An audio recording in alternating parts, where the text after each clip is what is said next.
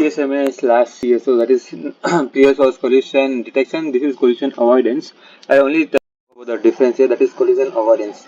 So if the channel is idle, instead of sending data immediately, so there is this carrier inside which was, so instead of finding idle and sending the transmitted data immediately, what it does, it waits for a predefined period called inference phase.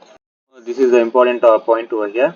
So it waits for inference phase. It doesn't wait randomly here, but it is waiting for a predefined period called inference interface space, IFS, to reduce the chance of collision. The session then selects a random backup. See, after predefining this or period, then it selects a random backup time before transmission. So once after sending the data, the sender waits for an acknowledgement from the receiver to confirm successful receipt frame. If no acknowledgement, the sender retries. So the collision avoidance mechanism. So interframe space. The session waits for a period of time before transmission. This immediate collision attempts even when the channel appears idle, allowing time for distance signals to reach the current station. In the sense, what some stations will have started the transition, but it will take them a longer time to transmit the signal from one end to another end. So sometimes what happens, even sent long ago, they assume that it will be over and they'll send, so collision will occur. So here it's waiting. So due to what happens, the transmission which is taking time will take the time and complete. So that's what he said. Contention window. A random backup window is used where the station waits for a random time measured in slots before sending the data.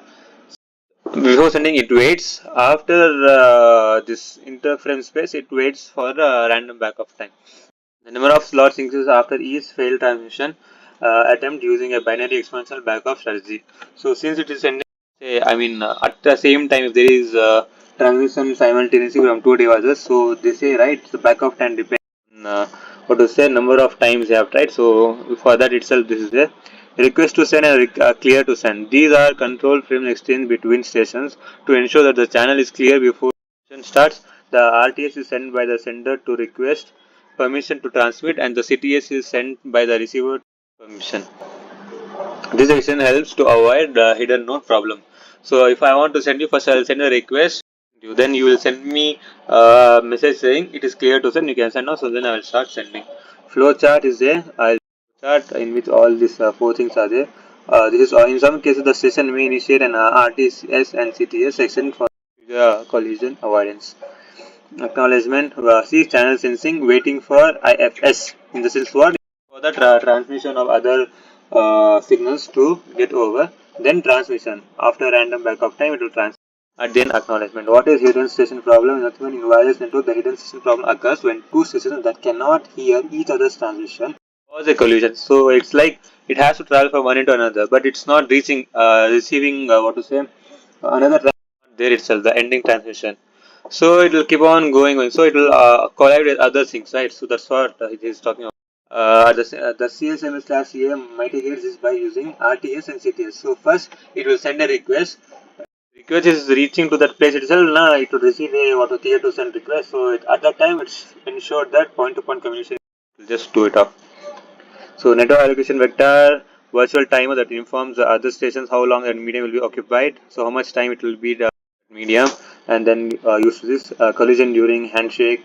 Throughput ensures better performance in wireless networks by reducing collisions. However, because of the overhead caused by waiting of IFS, backup and acknowledgement is lower than the CSMA/CD. So throughput of CSMA/CD is, I think, the highest for time being. Applications, Wi-Fi, IEEE, and this is the key points. So that ends your random access. Now we'll move for controlled access in data link layer.